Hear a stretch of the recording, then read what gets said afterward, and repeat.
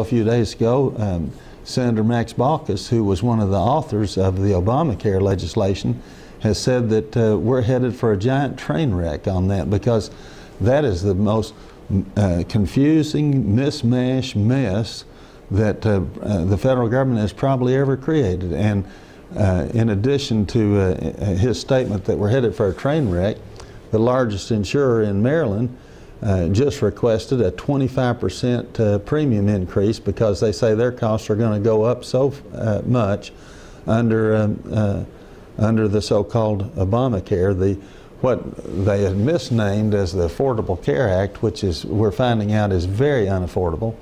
I said in a speech on the floor when we were discussing this bill when it was first brought before us, that even if this bill was the greatest thing since sliced bread, we couldn't afford it, because all these federal medical programs have been very low-balled on the front end, and the costs just have exploded.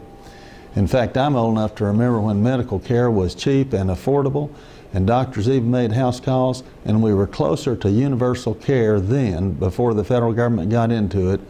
And then now we've messed it up so bad that only Warren Buffett and Bill Gates and people of that financial level can afford medical care. It's very sad. We've done the same thing on the federal student loan program. We've college loans were cheap. Our college tuition and fees were very low and cheap even before the federal government started the federal student loan program. And ever since that program came in, costs have escalated 3 or 4 times the rate of inflation just about every year. When I went to college, when I was a student at the University of Tennessee, I started out, it was $90 a quarter, $270 for the whole year.